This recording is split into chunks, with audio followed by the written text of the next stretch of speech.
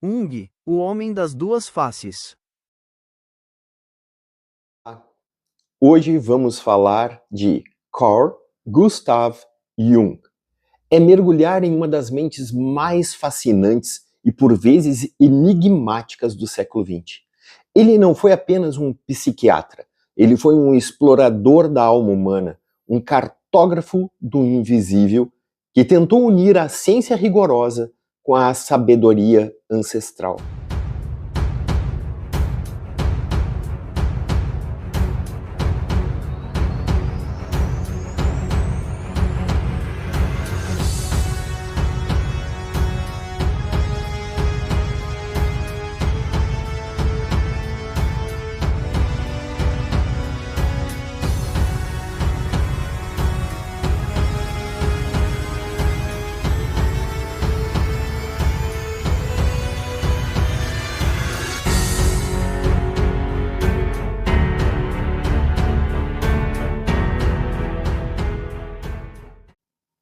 Nascido na Suíça em 1875, Jung era filho de um pastor reformado e de uma mãe que sofria de instabilidade mental e afirmava ver espíritos. Essa criação o colocou desde cedo no centro do conflito entre a fé dogmática e a experiência mística. Jung descrevia que tinha duas personalidades dentro de si. Personalidade número 1, o escolar suíço, focado na realidade cotidiana e na ciência. A personalidade número 2, um homem velho, sábio e autoritário, que pertencia ao mundo do eterno e do mistério. Essa dualidade foi a base do que viria a ser a psicologia analítica. A relação de Jung com Sigmund Freud começou com uma admiração mútua intensa. Freud via Jung como seu príncipe herdeiro. No entanto, o divórcio foi inevitável em 1913, por um motivo central: a natureza do libido. Enquanto Freud via a energia psíquica como puramente sexual, Gustav a via como uma energia vital criativa, que poderia se manifestar de formas espirituais. Para Freud, o esoterismo era lama negra. Para Gustav, era a chave para entender a psique. Após romper com Freud, Jung passou por um período de isolamento que ele chamou de confronto com o inconsciente. Foi nessa época que ele mergulhou profundamente em temas que a ciência da época rejeitava. A jornada de Jung pelos mistérios do gnosticismo foi um dos pilares da sua psicologia profunda. Ele não viu os gnósticos apenas como heréticos antigos, mas como os primeiros psicólogos que mapearam o inconsciente através de mitos. Embora muitos desses nomes tenham vivido séculos antes de Jung, suas obras foram os amigos silenciosos que fundamentaram suas teorias. Valentin e Basílides foram os mestres gnósticos do século II que mais impactaram Gustav.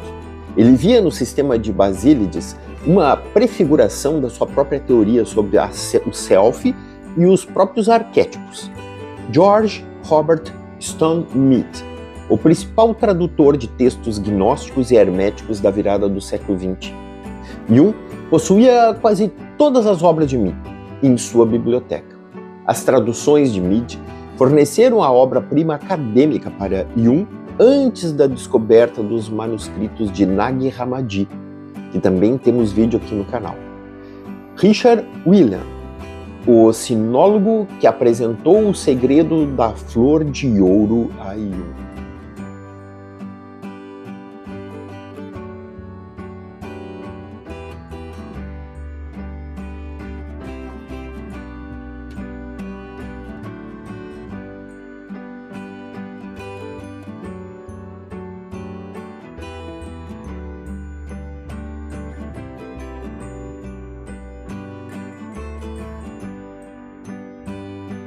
Embora focado no taoísmo, essa amizade foi crucial para Jung conectar o gnosticismo ocidental com a alquimia e o pensamento oriental. Jung cercou-se de estudiosos que ajudaram a validar e expandir suas intuições gnósticas. Por exemplo, Gilles Quispel, talvez a figura mais importante nesta lista.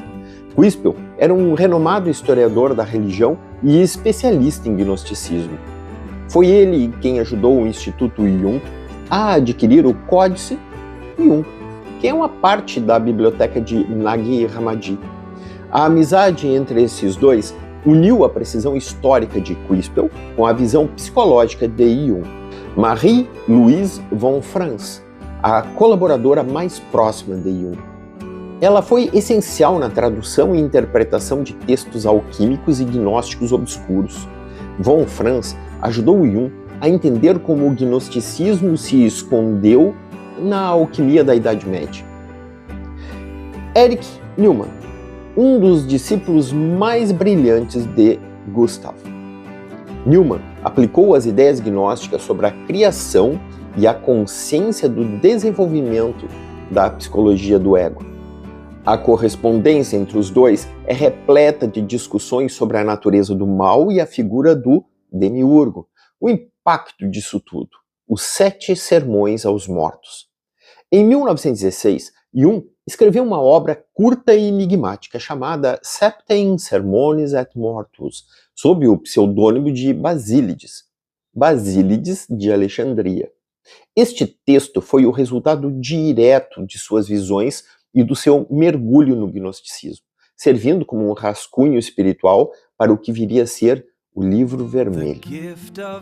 Um fato curioso, Jung acreditava que o gnosticismo era o elo perdido na tradição ocidental, uma ponte que ligava o cristianismo primitivo à psicologia moderna. Se Jung foi o profeta do gnosticismo moderno, Quispel foi o acadêmico que lhe deu as chaves do reino. Gilles Quispel era um historiador holandês que se tornou um dos maiores especialistas mundiais em textos gnósticos. Quem sabe, trazemos também um assunto sobre Quispel. O Códice Jung. O momento mais emblemático dessa amizade foi em 1953. Quispel convenceu o Instituto Jung de Zurique a comprar um dos manuscritos originais encontrados em Nag Hammadi, lá do Egito. Em homenagem ao psicólogo, o manuscrito foi batizado de Códice Jung. O encontro de grandes mentes. Quispel inicialmente era cético quanto às interpretações psicológicas de Gustav, mas acabou convencido de que Gustav havia captado a essência experiencial dos gnósticos. A anima gnóstica. Quispel ajudou Jung a entender a figura de Sofia, a sabedoria, permitindo que Jung refinasse o seu conceito de anima como a ponte entre o ego e o divino. A figura do demiurgo para Jung e para os gnósticos antigos. O demiurgo, Laldabaoth, era o criador do mundo material, muitas vezes visto como um deus ignorante, arrogante ou até maléfico. Jung deu a essa figura uma interpretação psicológica revolucionária. Vamos dizer, o criador do inconsciente.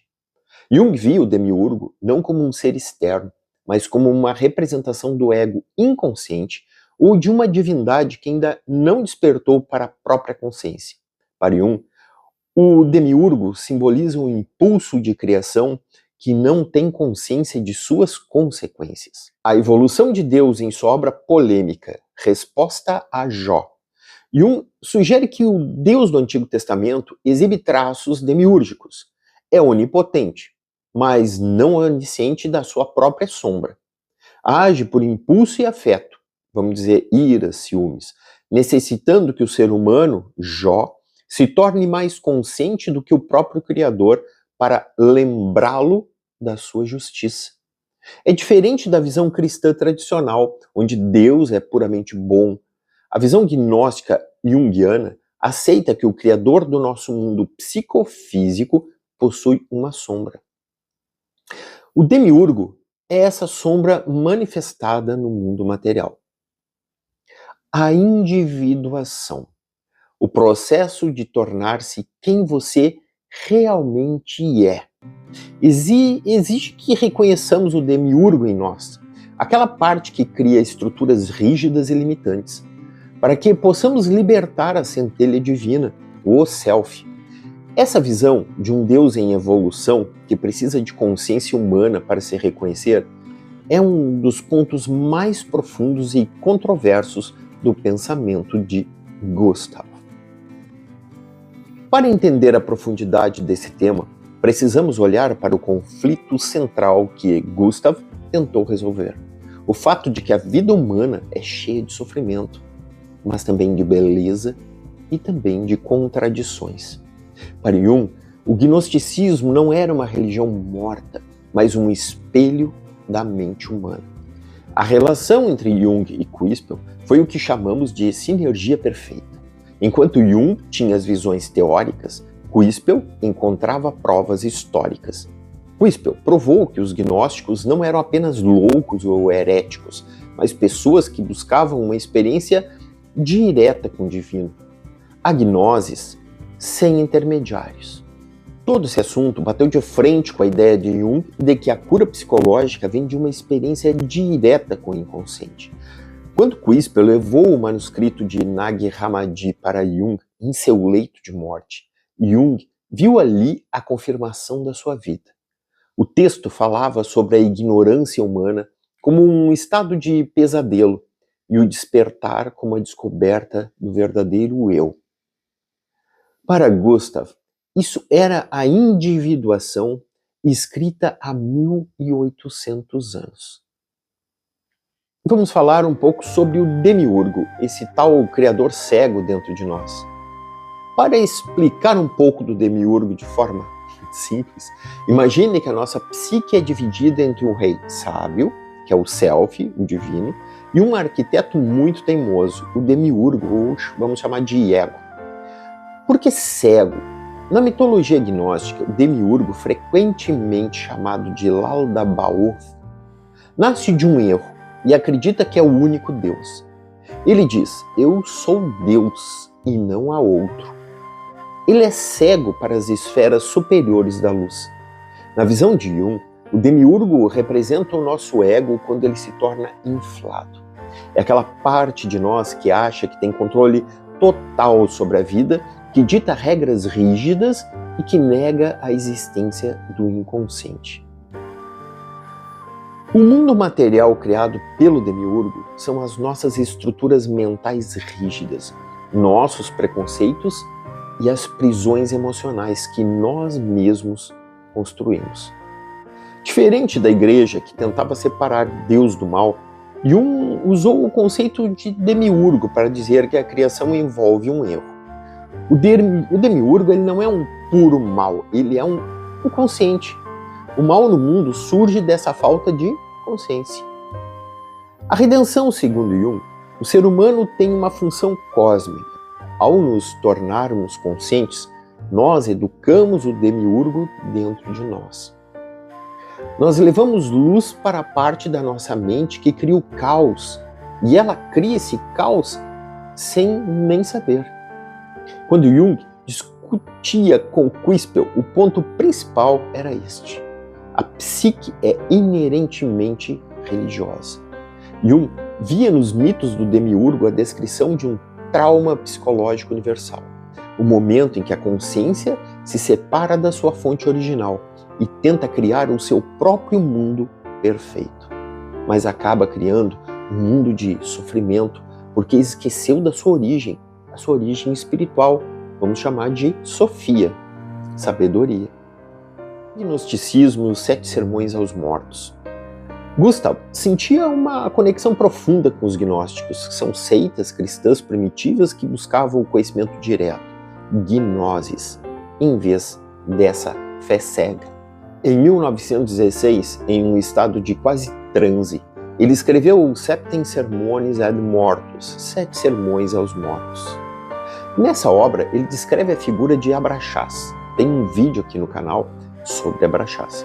É uma divindade que está acima de Deus e do diabo, unindo todos os opostos. Para Jung, o gnosticismo foi a primeira tentativa histórica de entender a psicologia do eu e das sombras. Jung descobriu que os textos alquímicos medievais não eram apenas sobre transformar chumbo em ouro físico. Ele percebeu que as descrições dos alquimistas eram, na verdade, projeções de processos psicológicos. O ouro era a metáfora para o self, o si mesmo, a totalidade da psique. O processo alquímico de purificação era idêntico ao processo da individuação, tornar-se quem você realmente é. Vamos comentar um pouco sobre o livro vermelho, né? Liber Novus. Este é o santo graal do esoterismo junguiano. Durante anos, Jung registrou suas visões, diálogos com entidades internas, como Philemon, um guia espiritual que ele considerava uma inteligência real, e também pinturas mandálicas em um grande livro encadernado em couro vermelho. Ele manteve esse livro em segredo durante toda a sua vida, e a família só permitiu sua publicação em 2009. Pouco tempo. O Liber Novus prova que as teorias científicas de Jung, como os arquétipos e o inconsciente coletivo, nasceram de experiências místicas diretas e viscerais. Jung não apenas estudava o esoterismo, ele o vivia. Jung construiu uma casa de pedra à beira do lago Zurique, sem eletricidade ou água encanada. Ele acreditava que o lugar era um útero, onde ele poderia se comunicar com seus ancestrais e com a sua natureza, chamada de Torre de Bollingen. Outro assunto incrível, sincronicidade. Ele cunhou esse termo para descrever coincidências significativas. O exemplo clássico é de uma paciente que contava um sonho sobre um escaravelho dourado, enquanto naquele exato momento um besouro real batia na janela do consultório. Em 1944, após um ataque cardíaco, Jung teve uma experiência de quase morte, uma chamada EQM, onde ele se viu flutuando no espaço, olhando para a terra de cima, e sentiu que estava prestes a entrar em um templo de pedra para entender seu destino final. Jung relatou que durante discussões tensas com Freud sobre o paranormal, ruídos altos de estalos vinham de estantes de livros, o que ele chamava de fenômeno de exteriorização catalítica, chamados hoje de fenômenos poltergeist. Não sou eu quem cria minhas visões, são elas que me criam. Carl Gustav Jung. Para Jung, o esoterismo não era superstição, mas uma linguagem simbólica necessária para descrever realidades que a linguagem lógica não alcança. Ele acreditava que o homem moderno adoeceu porque perdeu o contato com seus mitos e a sua espiritualidade. Jung percebeu que a visão puramente racional de causa e efeito não explica tudo. Ele criou o termo sincronicidade para descrever o que chamou de princípio de conexão acausal. O que seria isso na prática?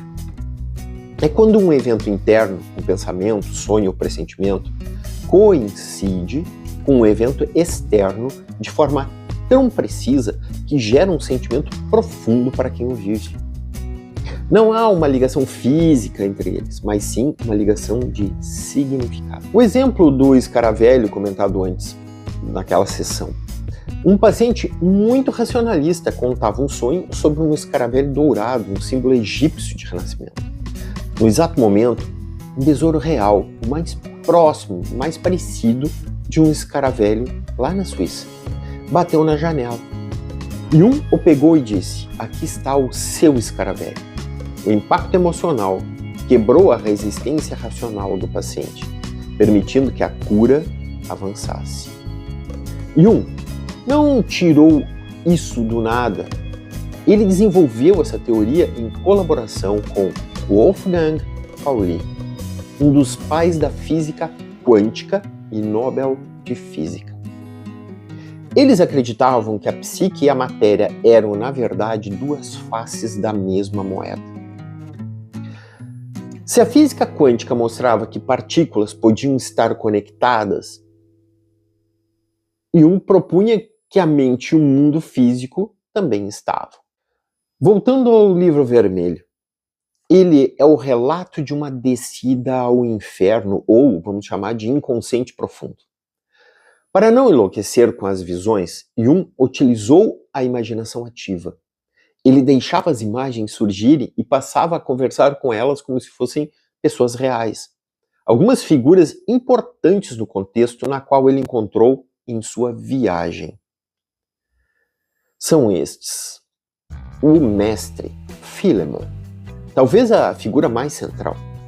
Jung o descrevia como um velho com chifres de touro e asas de um pássaro martim pescador. Philemon era o arquétipo do velho sábio. Ele ensinou a Jung que os pensamentos não são produzidos por nós, como o suor é produzido pelas glândulas, mas que os pensamentos são como animais na floresta. Eles existem por si mesmos e nós apenas os percebemos. Em suas visões, Jung encontrou o profeta bíblico Elias e a jovem Salomé, que pediu a cabeça de João Batista, lembra? Acompanhadas por uma serpente negra. A dualidade. Jung ficou confuso por vê-los juntos.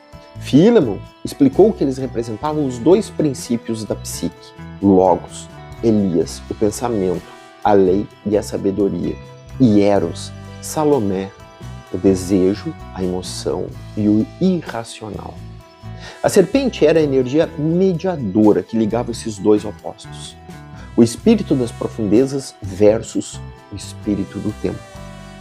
No início do livro, Jung descreve uma luta entre essas duas forças. O espírito do tempo é o que valorizamos hoje: utilidade, razão, ciência e status social. Espírito das profundezas é o que é eterno e muitas vezes incompreensível para a razão. Ele exige que olhemos para o que é estranho e místico. Jung concluiu que o homem moderno está doente porque ele ouve apenas o espírito do tempo e ignora as profundezas. Jung pintou mandalas detalhadíssimas no Livro Vermelho, antes mesmo de saber o que elas significavam nas tradições orientais. Ele percebeu que pintar essas formas circulares ajudava a organizar a sua psique meio fragmentada. Hoje, o Livro Vermelho é considerado uma das obras de arte visionária mais importantes da história, além de um tratado psicológico. Sua visão se tornará clara somente quando você puder olhar para o seu próprio coração. Quem olha para fora, sonha. Quem olha para dentro, desperta. Carl Gustav Jung. A imaginação ativa é talvez a ferramenta mais poderosa e perigosa que Jung desenvolveu. Diferente de uma simples visualização fantasia, ela não é algo que você faz, mas algo que você permite que aconteça, enquanto mantém a sua consciência desperta. Para Jung, não bastava observar o inconsciente, era preciso entrar nele e dialogar com ele. Mas afinal, o que é imaginação ativa? As pessoas confundem isso com sonhar acordado, mas há uma diferença crucial. No sonho acordado, você é o diretor do filme. Você imagina que está ganhando na loteria ou voando porque isso te dá prazer. O ego controla a cena. Na imaginação ativa, você é apenas um ator em uma peça que você não escreveu. Você entra na cena, mas as outras personagens, suas sombras, complexos e arquétipos, têm vontade própria e podem dizer coisas que você não quer ouvir. Vamos no passo a passo, o método junguiano. Gustav não deixou um manual rígido, mas o processo geralmente segue 4 etapas. Vamos chamar que o primeiro, o convite, esvaziar o ego. Você deve entrar em um estado de relaxamento profundo, mas mantendo o foco. Feche os olhos e observe o fluxo de imagens na sua mente. Não force nada. Espere por uma imagem que tenha carga emocional. Pode ser um personagem de um sonho recente, uma forma estranha, ou até uma sensação física que ganha forma. 2. Vamos ver chamando como a observação e a entrada. Assim que a imagem se estabilizar, não tente mudá-la. Se você vê uma porta velha, não a transforme em uma porta de ouro. Aceite-a como ela é. O próximo passo é entrar na cena. Sinta o chão, o cheiro, o clima. 3. O diálogo. A parte crucial. Agora você interage. Se houver uma figura ali, pergunte: quem é você? Ou por que você apareceu agora? Existe uma regra de ouro nisso aí. Você deve ouvir a resposta sem julgar. Nada de julgamento. A resposta virá como um pensamento repentino, uma voz interna ou um gesto da imagem. Você deve responder como se estivesse falando com uma pessoa real na rua, com o mesmo nível de ética e também de presença. Nível 4. A realização. Tu tem que trazer isso para a matéria. Jung insistia que a experiência não terminasse na mente. Para que o inconsciente acredite que você o ouviu, você precisa dar uma forma física ao que viveu. Escrever o diálogo em um diário, pintar a cena como Jung fez o livro vermelho, fazer um pequeno gesto simbólico na vida real baseado naquilo que você aprendeu. Tá, mas para que fazer tudo isso? Esse é, vamos dizer assim, o objetivo da individuação. O objetivo não é ver fantasmas, mas sim integrar a sombra. Muitas vezes, uma figura assustadora na imaginação ativa é apenas uma parte de você que foi reprimida e precisa daquela atenção. Ao dialogar com ela, a energia negativa é transformada em consciência. Mas Jung deixou um aviso. Ele era cauteloso ao ensinar isso. Se uma pessoa tem um ego frágil ou tendências a psicoses, a imaginação ativa pode ser como abrir uma barragem que ele não vai conseguir fechar. É tipo um mergulho em um mar aberto. Fatos curiosos sobre essa técnica. Elias e Salomé. Jung usou essa técnica para falar com as figuras que eu falei agora, Elias e Salomé.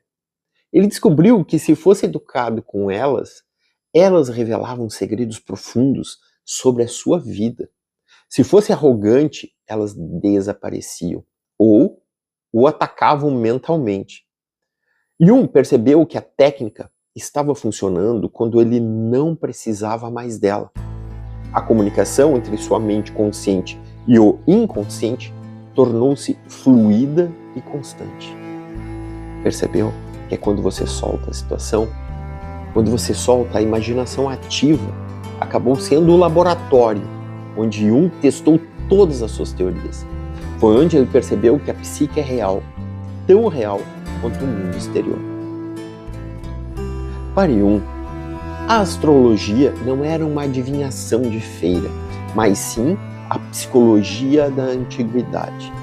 Ele a via como um sistema simbólico gigantesco que projetava no céu o que estava acontecendo dentro da alma humana. Ele estudou astrologia por mais de 30 anos e chegou a dizer que em casos de diagnósticos difíceis, ele frequentemente mandava fazer uma mapa astral do paciente, para ter aquela segunda opinião do inconsciente. Existe o chamado princípio do como é em cima, assim é embaixo. Jung não acreditava que os planetas emitiam raios que mudavam o comportamento humano. Para ele, a explicação era a sincronicidade. Ele usava a metáfora do relógio. Se dois relógios batem a mesma hora, ao mesmo tempo, não é porque um causou o movimento do outro, é porque eles foram ajustados conforme o mesmo ritmo. O céu e a psique humana estariam ajustados pelo mesmo ritmo universal. O mapa astral seria, portanto, uma foto do clima psíquico no momento do nascimento. Jung decidiu testar a astrologia de uma forma científica, ou quase isso. Ele analisou os mapas astrais de 483 casais. São 966 pessoas no total, para ver se as combinações clássicas da astrologia, como o Sol de um em conjunção com o outro. Jung decidiu testar a astrologia de forma científica, ou quase isso. Ele analisou os mapas astrais de 483 casais, 966 pessoas no total, para ver se as combinações clássicas da astrologia, como o Sol de um em conjunção com a Lua do outro, apareciam com mais frequências em casamentos felizes. Ele encontrou coincidências e estatísticas surpreendentes que favoreciam a astrologia. Ele não disse que isso provava a astrologia fisicamente, mas que o experimento provava a sincronicidade. O inconsciente dele, como observador, e os dados pareciam se alinhar para mostrar o que ele estava procurando. Jung viu signos e planetas como arquétipos personificados. Por exemplo, Marte, o arquétipo do guerreiro, a força de autoafirmação. Vênus, o arquétipo da amante, a capacidade de conexão e valorização. Saturno, o arquétipo do Senex, o velho sábio, a limitação, o tempo. A partir desse momento, eu vou interromper a primeira parte, porque iria ficar muito extenso, e eu vou passar então para Jung parte 2. Até breve. Por cada passo, um suspiro de gratidão. A vida é mais que uma simples canção. Nos desafios, a força para ser o espetáculo de aprender a viver.